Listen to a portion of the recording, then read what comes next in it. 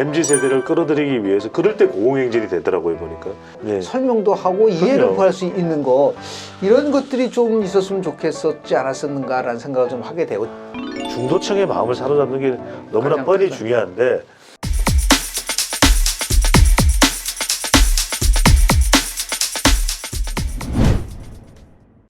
본격적으로 정치 현안에 관한 여론조사 좀 알아보도록 하겠습니다. 실제로 이제 뉴스핌이 아래서치랑 같이 조사를 하는데요. 지난 3월 19일, 20일 날 조사 내용을 보면은 윤석열 대통령의 국정운영 지지도가 긍정평가가 37.1%, 네. 그리고 부정평가 59.0%였는데요. 최근에 나온, 그러니까 예. 금요일이죠. 네. 나온 한국갤럽 조사 3월 20일부터 22일까지 한 조사 내용을 보면은 윤석열 대통령 국정운영 지지도 긍정평가 34%. 아까 네. 얘기한 식으로 뭐 지난주와 비교했을 때 거의 차이가 없는 거죠. 네. 뭐 1% 변화가 있으니까. 부정평가가 58%인데 여쭤보고 싶은 거는 네. 역대 대통령의 집권 초기와 비교했을 때 아. 윤석열 대통령의 현재의 국정운영 지지도에 대해서 갖고 있는 특징? 그 더 네. 나가서 우리가 이것을 어떻게 바라봐야 되는지에 대해서 조금 의견 구하고 싶습니다. 저는 뭐 네 글자로 자충우돌이죠. 그러니까 역대 대통령들은 다 정치인 출신입니다. 그렇죠.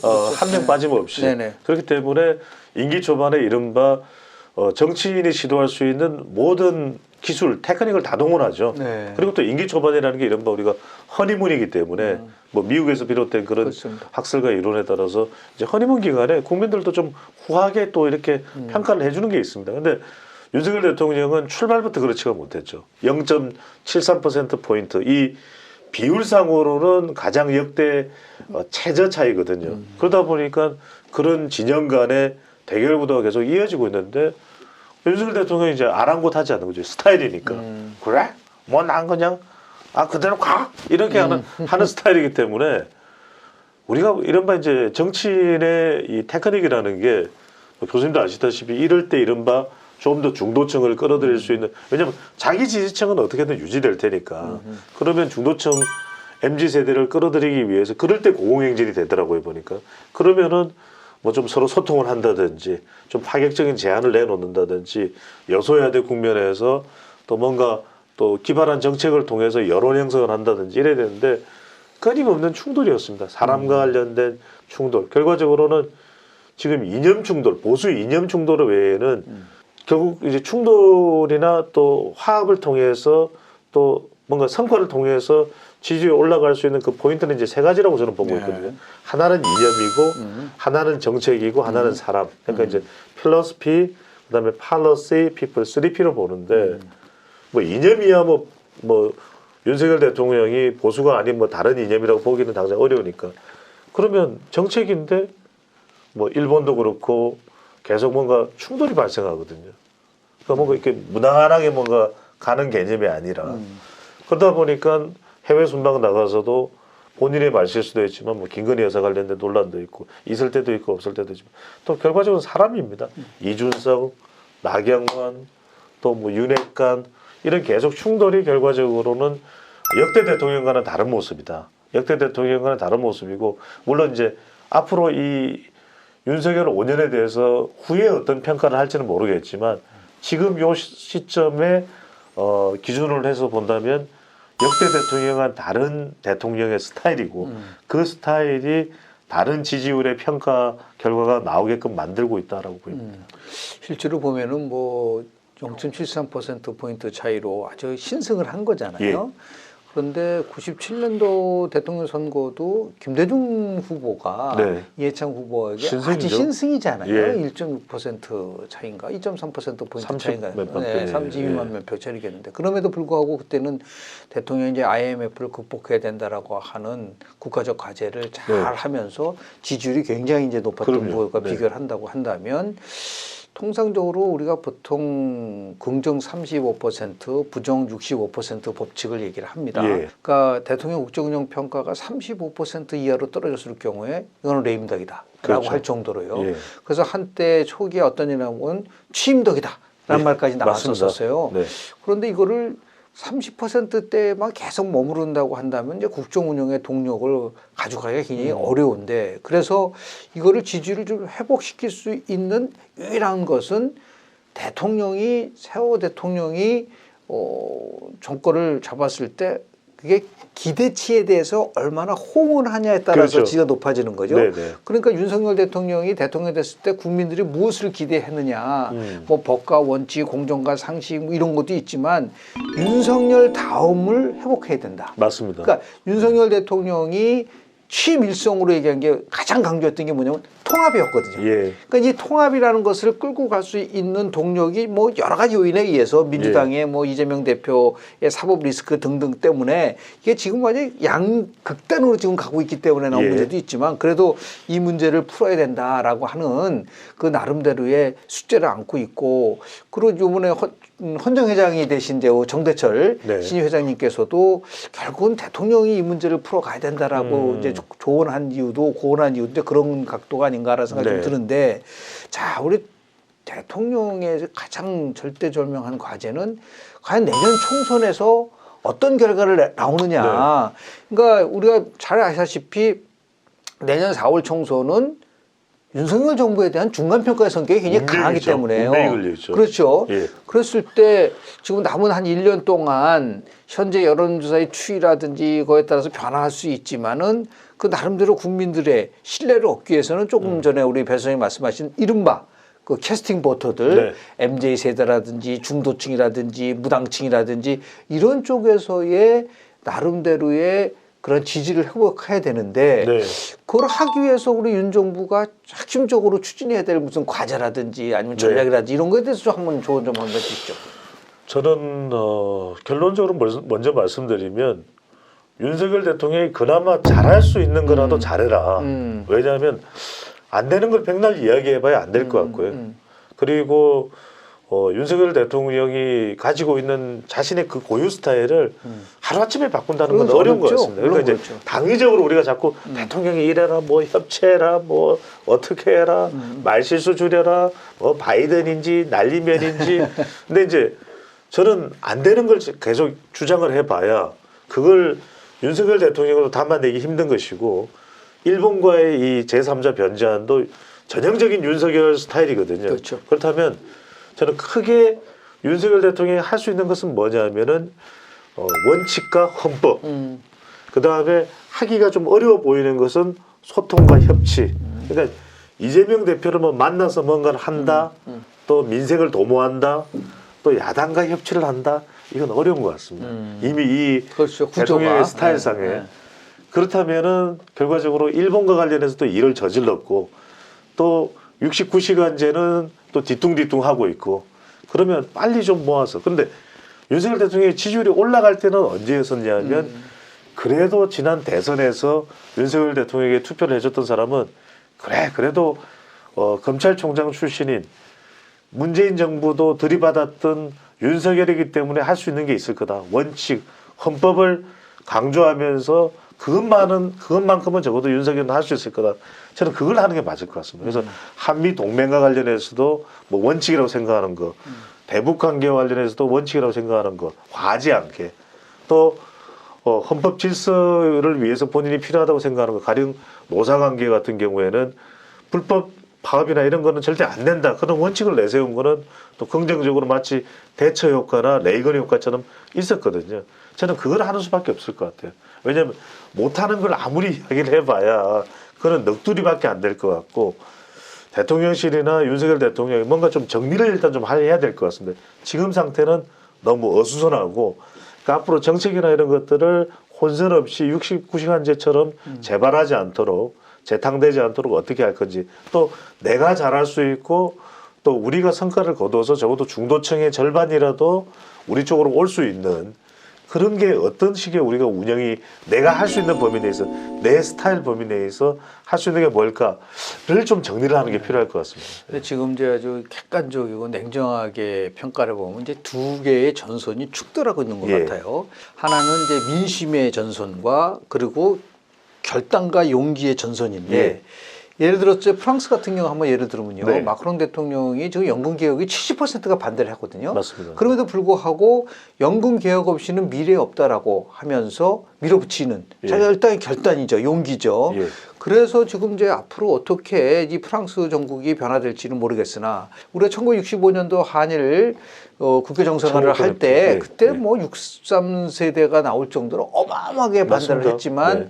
그 당시에 박정희 대통령이 자본 축적 없이는 우리가 경제 발전할 수 없다라고 하는 자기 나름대로 그럼요. 신념 가지고 그 돈을 가지고 뭐 고속도로도 만들고 버스커도 짓고 막 이런 식으로 했던 것처럼요. 예. 더 나가서 98년도 10월 8일 날 김대중 오부치 선언, 그것도 굉장한 선언이에요. 맞습니다. 당시에 김대중 대통령이 한일 관계를 미래지향적으로 가져간다고 한다면서 일본 왕이 아니라 일본 천황이라고 네. 하고 문화 개방도 하고 뭐 우리 저 학생 교류도 이랬었단 맞습니다. 말이죠. 예. 자, 그렇다고 한다면 지금도 여론조사를 보면은 지금 제3자 방식의 변제 방식을 반대가 훨씬 높거든요. 훨씬 높습니다. 그러면 이거를 과연 어떻게 대통령이 풀어갈 것이냐. 예. 물론 이제 결단이다 뭐 이후에 뭐 여러 가지 이제 외교적인 부분들이 있어요. 뭐 4월, 5월, 또 그렇습니다. 6월에 각각 다 이제 뭐 네. 한미 정상회담도 하고 또 뭐 예를 들어 G7에 초청도 받고 이런 거 있는데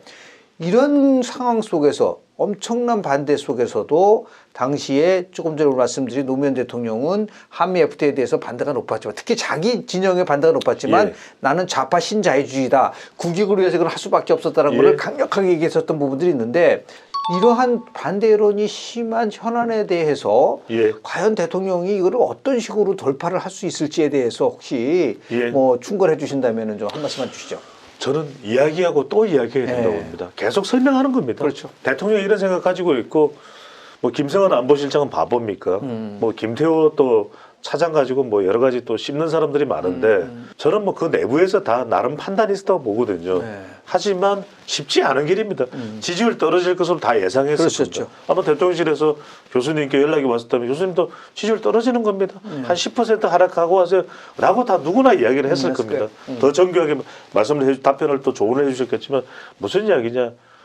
이건 예상됐던 일이거든요. 국민들 반발, 뭐 야당에서는 이완용이다, 뭐 삼전도의 굴욕이다. 하수인이다. 예. 뭐. 그래도 저는 조공했다. 또 가서 이야기해야 됩니다. 박진 외교부 장관도 화를 냈겠는데 더 여유 있게. 그러니까 저는 이 돌고래 박진 외교부 장관이 좀 통통하잖아요. 그럼 더 여유 있게. 아, 그렇습니다. 뭐 비판 감수합니다. 그래도 우리는 이 길을 가야겠기에 또 설득을 합니다. 저는 그 말씀을 드리고 싶은 게 교수님 아까 그 미국의 사례 너무 네네. 참 좋았는데 92년도에 클린턴이 당선됐지 않습니까? 아버지 부실릭이고 93년도에 클린턴 정부가 나프타 북미 자유무역을 맞아요. 추진하려고 그랬거든요. 여론조사 해봤더니 반대가 높은 겁니다. 그런데 클린턴 강행 안 합니다. 1년 동안 내가 설득하겠다. 그래서 1년 동안 알래스카와 플로리다를 다 다니면서 그때마다 그 주에 갈 때마다 설명합니다. 나프타를 왜 해야 되냐.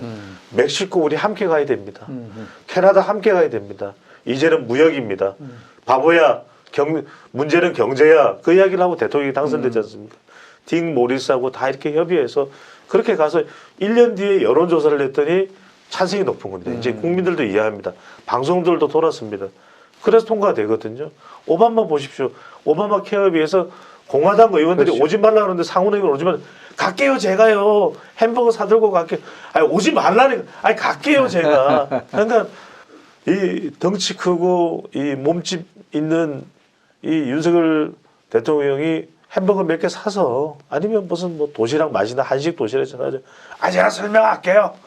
아유 안 듣는다고 제가 또 설명할게요. 저는 이러면 마음 바뀝니다. 우리 국민들도. 맞습니다. 예. 그래서 이제 미국에서는 이제 대통령의 파워는 설득에서 나온다. 네네. 오바마 대통령 얘기를 하셨는데 오바마 대통령이 재임 기간에 예. 한 달에 1.7회씩 기자회견을 했어요. 그러니까요. 네, 그러니까 어떤 현안이 나오면은 적극적으로 계속하는.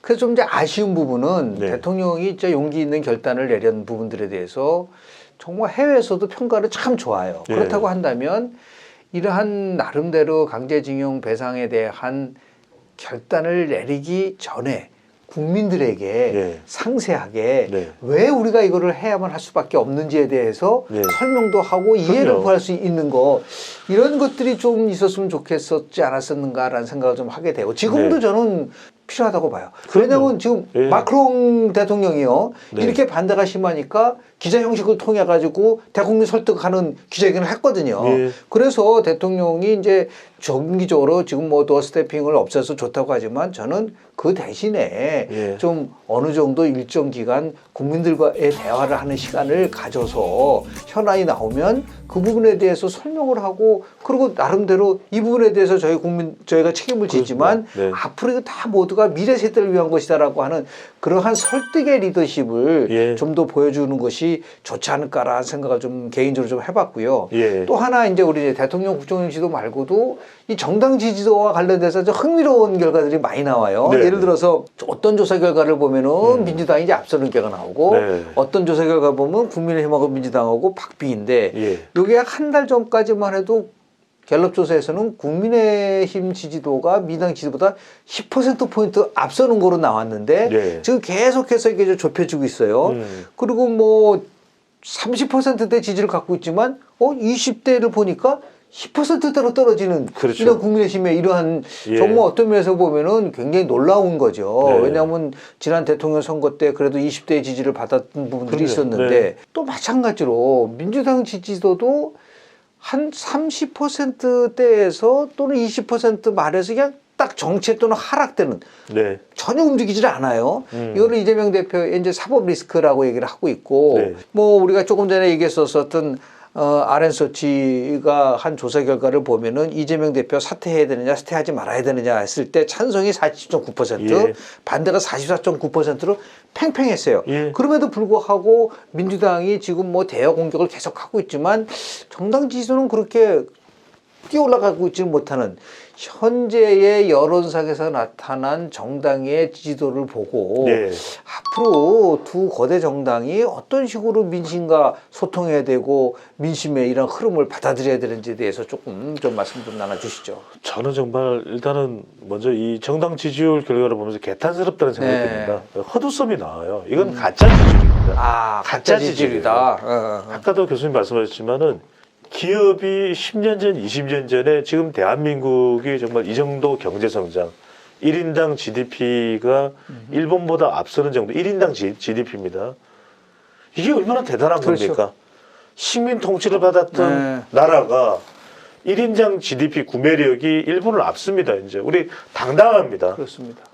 그런데 제일 개판은 정당입니다. 맞아요. 왜? 정당 지지율을 지난 87년도 이후부터 어느 정당을 지지하느냐? 악화가 있는데 개똥과 소똥이 있는데 어느 똥이 더 나은가를 선택해야 됩니까? 이건 말이 안 되는 거죠. 왜냐하면 저는 그래서 이 지지율이 믿을 수가 없는 게 저는 여론조사하는 사람이 절대 정당 지지율 이렇게 조사하면 안 됩니다. 왜? 자, 국민의힘이 40몇 % 됐다? 다 가짜예요. 더불어민주당이 40몇 %가 됐다? 가짜입니다. 왜? 이게 사람들이 뭔가를 눌러야 되니까 자동응답은 안 누르면 다음 문항 넘어가질 않아요. 그러면은 국민의힘이 대통령도 그렇고 지금 비극되니까 연동돼 있잖아요. 그렇죠. 국민의힘은 존재감이 없어요. 국민이 열심히 투표소에 가서 발품을 팔아서 땀까지 뻘뻘 흘리면서 야당까지 맞아가면 아니 거기다 도장 찍는 거 아니에요? 이렇게 야당까지 맞으면서 투표를 했는데 하는 꼬라지라고는 완전히 무슨 충성 서약하는 것도 아니고 이런 꼴을 보려고 국민들이 뽑은 게 아니거든요. 근데 국민들도 책임이 있죠. 그러고 또 나중에 또 투표를 그런 식으로 해요. 그 따위로 또 투표해요. 근데 이제 이건 뭐냐. 더불어민주당이 지금 최근에 지지율이 한 5에서 7%까지 올라갔는데 그런 자기가 잘해서 올라갔을까? 어린 반프로치도 없는 소리죠. 말 그대로 국민의힘을 찍을 수가 없으니까 버튼을 누를 수가 없으니까 대답을 할 수가 없으니까 더불어민주당이다. 반사이익을 얻고 있다. 이런 국민의힘도 말씀이시죠. 지지율이 올라갈 때 대통령 지지층들이 또 똘똘 뭉치는 데다가 이재명 대표 이제 사법수사 되니까 그러니까 이게 엉망인 겁니다. 말하자면 한 당은 지금 대표가 지금 재판을 받는 상황에서도 대표직을 하겠다고 난리고 한 당은 기껏해서 윤심 논란 파장을 빚으면서 뽑아놨는데 존재감은 거의 없고 그러니까 이게 보면 정말 이 미국에서 미국 정치 이 데모크рат과 리퍼블리칸을 연구했던 우리 교수님 입장에서는 숨이 탁 막힐 거예요. 그렇죠. 이게 무슨 뭐 난장판이냐. 그래서 저는 지금의 정당 지지율은 아무런 의미가 없다. 예, 아무 메시지 없는 정당 지지율이고 지금 이 정당의 지지율도 가짜일 뿐만 아니라 지금 정당을 우리가 개혁하지 않으면 대한민국 수렁으로 빠질 겁니다. 왜? 기업들은 이제 ESG라는 게 있었어요. 이게 그렇죠. 뭐 맞는 건 아닙니다만 네. 이제는 채택은 하고 싶은 대로 이재용 하고 싶은 대로 신동빈 하고 싶은 대로 못 합니다. 그런데 지금 우리 정치만 자기 마음대로 하고 있거든요. 저는 이거를 물론 뭐 제 힘으로는 안 됩니다. 그래서 저는 우리 교수님께서 결단을 내리셔서 정말 이 정당 지지율은 측정 방식부터 제가 완전히 패러다임을 바꿔서 이 정당이 더 이상 이제는 생명을 다했다 그러면 없애버리고 정말 제대로 된 국민의 정당이라는 것 자체가 말이 안 되고 국민 서비스 기관입니다. 국민들의 이 정치 소비 욕구를 불러일으켜야 되는 상품이죠. 그럼 그걸 잘 만들어낼 수 있는 정말 그 역할에 부응하는 정당만 살아남도록 그 상점만 살아남도록 백종원한테 부탁해야 돼요. 하여튼 살아남도록 그걸 우리 교수님과 백종원 대표가 함께 해주십시오. 아이고 감사합니다. 장시간 동안 넓은 토론을 했는데요. 마지막으로 예.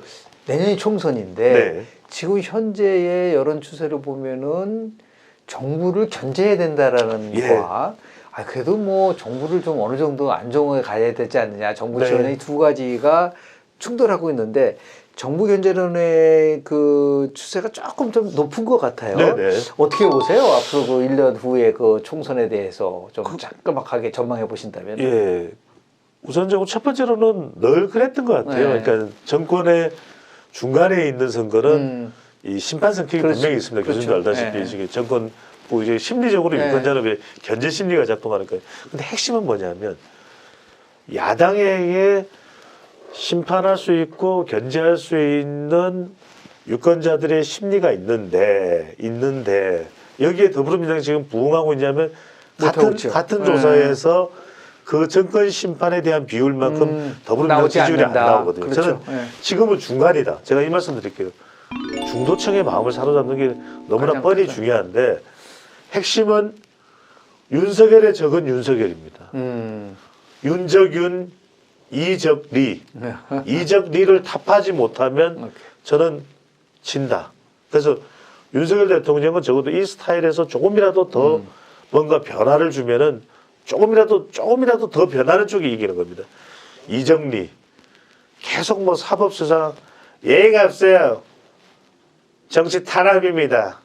야당 보복입니다. 이거 논리 외에 이재명 대표는 정말 진심으로 뭔가 민생을 위해서 자기 결단을 할 수 있느냐. 저는 윤정윤과 이적리의 싸움이라고. 그렇습니다. 오늘 장시간 동안 민주주의 국가에서 가장 중요한 여론 그리고 민심을 어떻게 우리가 바라봐야 되고 더 나아가서 대한민국의 미래 발전을 위해서 우리 깨어있는 시민들이 어떤 확증 평양이 아니라 객관적인 시각을 가지고 사회를 바라볼 수 있는 나름대로의 균형 잡힌 시각이 필요하다는 것을 말씀을 좀 드리면서 오늘 김영준의 미래 토크 마치도록 하겠습니다. 장시간 토크에 참여해 주신 우리 배종찬 소장님 감사드립니다. 고맙습니다.